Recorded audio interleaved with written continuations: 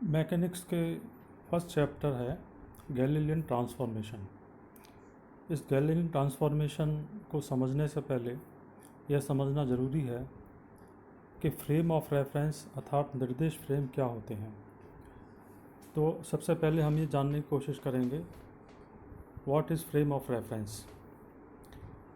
यह निर्देश फ्रेम वह तंत्र है जिसके सापेक्ष किसी वस्तु की गति बताई जाती है। अधिकतर दक्षिणावर्ती कार्तीय निर्देशांक पद्धति अर्थात right handed Cartesian coordinate system को ही निर्देश फ्रेम के रूप में प्रयोग में लाते हैं। यदि हम इसको समझने की कोशिश करें तो मैं ये कहना चाहूँगा कि यदि हम किसी व्यक्ति की या वस्तु की पोजीशन, उसकी वेलोसिटी, उसकी गति को यदि उसका वर्णन करना चाहते हैं तो वह वर्णन हम किसी निर्देश फ्रेम के सापेक्ष ही कर सकते हैं। तो एक फ्रेम हमें मानना पड़ेगा और जनरली जो फ्रेम इसके लिए लिया जाता है किसी गति को परिभाषित करने के लिए वो दक्षिणावर्ती कार्तीय अर्थात right handed Cartesian coordinate system को ही लिया जाता है। फ्रेम ऑफ रेफरेंस भी दो प्रकार के होते हैं। एक तो है जड़त्वीय निर्देश फ्रेम अर्थात इनर्शियल फ्रेम ऑफ रेफरेंस और दूसरा होता है अजड़त्वीय निर्देश फ्रेम अर्थात non inertial frame of reference. जड़त्वीय निर्देश फ्रेम क्या होते हैं, सबसे पहले हम यह समझने की कोशिश करेंगे। यह वह निर्देश फ्रेम है जिसके सापेक्ष किसी वस्तु की गति जिस पर कोई बाह्य बल नहीं लग रहा हो और वो त्वरण रहित दिखाई दे। त्वरण रहित का मतलब है कि यदि वस्तु स्थिर है तो वो स्थिर ही दिखाई देगी और यदि वो किसी वेग से चल रही है तो उस वेग से चलती हुई प्रतीत होगी। अर्थात किसी निर्देश फ्रेम में यदि किसी वस्तु पर कोई बाह्य बल नहीं लग रहा है तो वो जिस गति से चल रही है उसी गति से चलती रहेगी। दूसरी ओर अजड़त्व निर्देश फ्रेम वह निर्देश फ्रेम होते हैं जिसमें किसी वस्तु की गति जिस पर बाह्य बल न भी लगाया हो तो भी वह त्वरण से चलती हुई दिखाई देती है। अर्थात इस निर्देश फ्रेम में non inertial frame of reference में यदि हम किसी वस्तु पर कोई भी बल न लगाएं और फिर भी हमें वह त्वरित होती दिखाई दे अर्थात उसकी वेग में परिवर्तन लगातार हो रहा प्रतीत हो तो ऐसे निर्देश फ्रेम को हम non inertial frame of reference कहते हैं। पृथ्वी पर कोई भी निर्देश फ्रेम हम जो लेते हैं वह जड़त्वीय नहीं होता क्योंकि हम जानते हैं कि पृथ्वी अपने अक्ष पर एवं सूर्य के चारों ओर घूम रही है। तो चूंकि पृथ्वी हमेशा एक मोशन में होती है इसलिए उसको हम इनर्शियल फ्रेम ऑफ रेफरेंस नहीं कह सकते। न्यूटन ने यह बताया कि निरपेक्ष आकाश अर्थात एब्सोल्यूट स्पेस ही वह निर्देश तंत्र है जिसके सापेक्ष किसी भी गति को नापा जाना चाहिए, क्योंकि जो एब्सोल्यूट स्पेस है उसको हम जड़त्वीय निर्देश तंत्र के रूप में मान सकते हैं। और किसी भी वस्तु की गति को यदि हमें डिफाइन करना है, जानना है, तो वह एक जड़त्वीय निर्देश तंत्र के सापेक्ष ही बताना उचित होगा या समझाना उचित होगा। अब हम ये समझने की कोशिश करेंगे कि गैलीलियन रूपांतरण क्या होते हैं। What are Galilean transformation. यदि किसी कण की गति एक जड़त्वीय निर्देश तंत्र में हमको ज्ञात है और हम उसकी गति किसी दूसरे निर्देश तंत्र में जो उसके सापेक्ष समान वेग से चल रही है तो वो ज्ञात करना चाहें तो इसके लिए हम गैलीलियन ट्रांसफॉर्मेशन इक्वेशन को यूज़ करते हैं। तो वह इक्वेशंस या वह समीकरण जो किसी वस्तु की गति को एक निर्देश तंत्र व दूसरे निर्देश तंत्र में जोड़ते हैं उनको हम गैलीलियन ट्रांसफॉर्मेशन कहते हैं। शर्त यह है कि जो दूसरा निर्देश तंत्र है वह पहले के सापेक्ष समान वेग से चल रहा होना चाहिए। सबसे पहले हम देखते हैं कि ट्रांसफॉर्मेशन ऑफ कोऑर्डिनेट्स के क्या समीकरण हो सकते हैं। तो इसमें हम पहला केस लेते हैं जब दूसरी फ्रेम पहली के सापेक्ष एक्स अक्ष पर धनात्मक दिशा में समान वेग v से चल रही हो। यहाँ पर ये जो चित्र दिखाया गया है, इस चित्र को हम समझने की कोशिश करेंगे। इसमें दो फ्रेम दिखाई हैं, एक फ्रेम S है और दूसरा S डैश है। S फ्रेम जिसके कोऑर्डिनेट्स एक्सिस x, y और z हैं, यह स्थिर है, और दूसरा फ्रेम S डैश जिसके coordinate axis x dash, y dash और z डैश हैं, यह फ्रेम S के सापेक्ष x अक्ष की तरफ v वेग से चल रहा है, यह गतिशील है।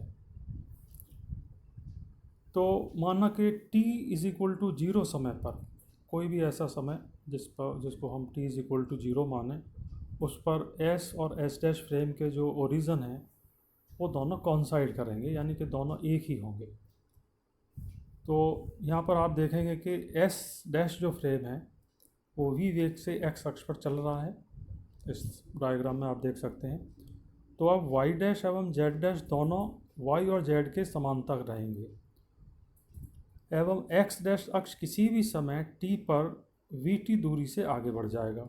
यहाँ पर ये जो vt डिस्टेंस बताया गया है, दूरी o व o डैश के बीच में, इसका मतलब ये है कि t समय के पश्चात s dash frame s frame के सापेक्ष vt दूरी तय कर लेगा। अर्थात जैसे जैसे समय बदल रहा है या t समय बढ़ रहा है, वैसे वैसे o डैश की दूरी o से बढ़ती चली जा रही है। यदि किसी बिंदु P के निर्देशांक S फ्रेम में x, y, z हों और S डैश फ्रेम में x dash, y dash, z dash हों, जैसा कि चित्र में बताया गया है, P एक पॉइंट है और इस P की दूरी, इसका जो स्थिर सदिश है O के सापेक्ष या S फ्रेम में, वो है r, small r, vector small r, और इसी P बिंदु का निर्देश तंत्र S डैश में स्थिर सदिश है वेक्टर r डैश या पोजीशन वेक्टर r डैश। तो मैं इनकी पोजीशंस को इस तरह इन तीन समीकरणों से लिख सकता हूँ, x dash is equal to x minus V T, और y dash is equal to y तथा z dash is equal to z। तो ये तीनों को मिला के इसको मैंने समीकरण नंबर 1 दिया है, और ये समीकरण 1 हमको यह बताती है कि किसी पॉइंट P के यदि कोऑर्डिनेट्स S डैश फ्रेम में x dash, y dash, z dash हैं, तो वो x, y और z कोऑर्डिनेट से किस प्रकार रिलेटेड हैं। तो अगर मुझे t टाइम पता है तो मैं x डैश की वैल्यू निकाल सकता हूँ, जबकि इसमें हम देखते हैं कि y कोऑर्डिनेट्स में और z कोऑर्डिनेट में कोई फ़र्क नहीं आता है। अब हम एक दूसरी स्थिति की कल्पना करते हैं जिसमें फ्रेम S डैश पहली फ्रेम S के सापेक्ष किसी भी दिशा में संवेग v से चल रही है। पहला जो केस था उसमें फ्रेम S डैश x अक्ष की दिशा में ही चल रहा होता है, जबकि ये जो दूसरा केस है इसमें फ्रेम S डैश किसी भी दिशा में चल रहा है। तो इसमें फिर प्रारंभ में हम मान लें कि t is equal to 0 time पर S और S डैश फ्रेम एक ही स्थान पर हैं, अर्थात उनके जो ओरिजिन हैं O और O डैश वो कॉन्साइड कर रहे हैं। और मान लीजिए S डैश फ्रेम v वेग से किसी भी दिशा में चल रहा है, तो v के x, y, z दिशा में घटक माना कि vx, vy और vz हों, और S डैश फ्रेम का मूल बिंदु O डैश समय t में x, y और z दिशा में क्रमशः vxt व vyt व vzt दूरी आगे बढ़ जाएगा। यानी अब हम देख रहे हैं कि तीनों ही दिशाओं में, अर्थात x दिशा में, y दिशा में और z दिशा में S डैश फ्रेम कुछ न कुछ दूरी तय करेगा, और जो दूरी तय करेगा x दिशा में होगी vxt, y दिशा में होगी vyt और z दिशा में दूरी S डैश फ्रेम तय करेगा vzt। तो अब यदि किसी बिंदु P के फ्रेम S में निर्देशांक x y z हों तो फ्रेम S डैश में बिंदु P के निर्देशांक वो निम्न होंगे, जो समीकरण 2 है उसके द्वारा बताए जा रहे हैं। अर्थात जो समीकरण 2 है उसमें जो 3 इक्वेशंस हैं अलग अलग एक्स डैश कोऑर्डिनेट के लिए, वाई डैश कोऑर्डिनेट के लिए और जेड डैश कोऑर्डिनेट के लिए। इसका मतलब ये हुआ कि अगर हमें एक्स वाई जेड पता है और समय t पता है तो उस समय t पर एच डैश फ्रेम में बिंदु की स्थिति क्या होगी वो हम एक्स डैश वाई डैश और जेड डैश कोऑर्डिनेट इन 3 इक्वेशन से डिटरमाइन कर सकते हैं। इन तीनों को मिला के एक इक्वेशन और लिखी जा सकती है जो स्थित सदिश के लिए होगी। तो P का स्थित सदिश एस डैश वेक्टर में, जैसा कि मैंने बताया कि अगर वो हम R डैश माने तो R डैश और R के बीच जो रिलेशन होगा वो हम लिख सकते हैं vector R dash is equal to vector R minus V T. यहाँ स्मॉल r के ऊपर भी वेक्टर का निशान आएगा। समीकरण 2 और 3 क्रमशः निर्देशांकों एवं स्थित सदिश के गैलीलियन रूपांतर कहलाते हैं। तो अगर किसी बिंदु की स्थिति में एक फ्रेम में अगर मुझे ज्ञात है और मैं दूसरे फ्रेम में ज्ञात करना चाहता हूँ जो कि v वेग से किसी भी दिशा में चल रही है, तो उसके लिए मैं समीकरण 2 व 3 उपयोग में ला सकता हूँ। अब हम ये जानने की कोशिश करेंगे कि दो बिंदुओं के बीच की दूरी इसी स्थिति में किस प्रकार परिवर्तित होगी, अर्थात transformation of distance between 2 points.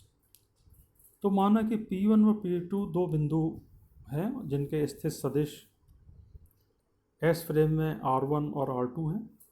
तो S फ्रेम में दोनों के बीच की दूरी को हम लिख सकते हैं vector D is equal to R2 minus R1।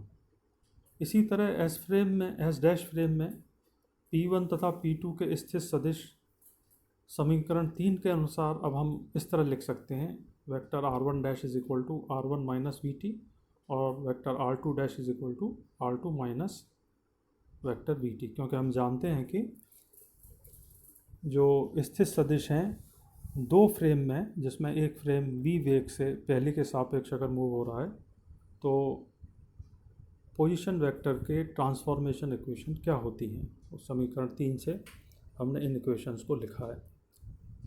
तो अब अगर एस डैश फ्रेम में दोनों बिंदुओं के बीच में दूरी लिखना चाहूँ तो हम लिखेंगे vector D dash is equal to R2 dash minus vector R1 dash, और अब हम R2 डैश और R1 डैश की वैल्यू पुट कर देंगे। इसको सॉल्व करेंगे तो हमें मिलेगा vector D dash is equal to vector D।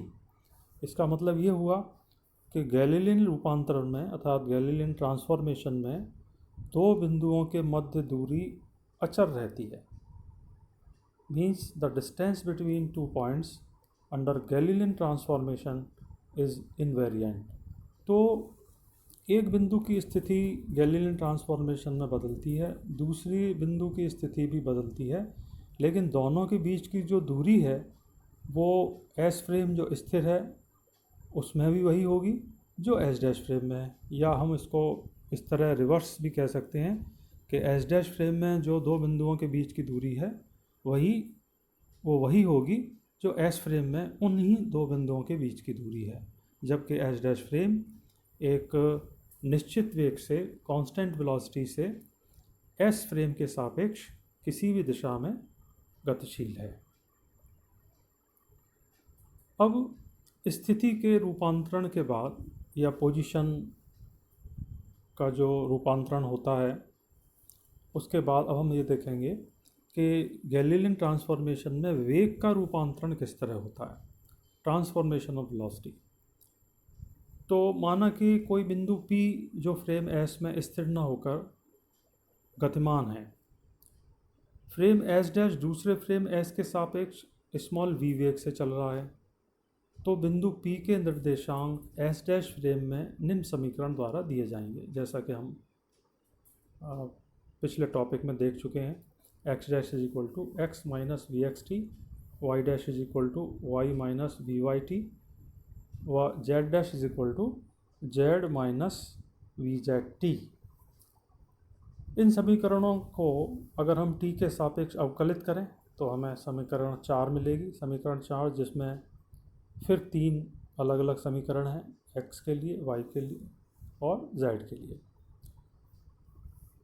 वैसे हम ये भी जानते हैं कि जो पोजीशन वेक्टर है r डैश, वो r से किस तरह रिलेटेड है, r dash is equal to r minus V T. और इसको भी अगर हम अवकलित करें t के सापेक्ष तो हमें इक्वेशन मिलेगी 5, अर्थात D R dash upon D T is equal to D R upon D T minus V. यदि P बिंदु का वेग S फ्रेम में सपोज V हो एवं S डैश फ्रेम में V डैश हो एवं इनके घटक क्रमशः Vx, Vy, Vz तथा Vx डैश, Vy डैश व Vz डैश हों लिखे जाएं, तो समीकरण 4 तथा 5 का उपयोग करके उपरोक्त समीकरणों को हम इस तरह लिख सकते हैं। यहाँ पर यह ध्यान रखना है कि जो V हम यूज़ कर रहे हैं वो कैपिटल V है। तो इक्वेशन होगी V X dash is equal to V X minus small V X. इसी तरह V Y dash is equal to V Y minus small V Y, और V Z dash is equal to V Z minus small V Z. और इसी को हम तीनों equation को मिला दें तो इससे एक तीनों घटकों को मिलाते हुए एक कंप्लीट इक्वेशन बनेगी वेग के रूपांतरण के लिए। Vector V dash is equal to vector V minus small V. तो ये जो समीकरण 6 व 7 हैं ये कहलाते हैं वेग के गैलीलियन रूपांतरण, वेग के गैलीलियन रूपांतरण समीकरण। तो यहाँ ध्यान रखने की बात यह है कि जो स्मॉल v यूज़ हो रहा है वो फ्रेम s डैश का s के सापेक्ष वेग है। Small v frame s dash का फ्रेम s के सापेक्ष वेग है, जबकि जो कैपिटल V यूज़ हो रहे हैं वो पार्टिकल P का फ्रेम S में अलग अलग वेग यानी Vx, Vy, Vz, और फ्रेम S डैश में उसी पार्टिकल P का या उसी पॉइंट P का अलग अलग वेग तीनों दिशाओं में, अर्थात Vx डैश, Vy डैश और Vz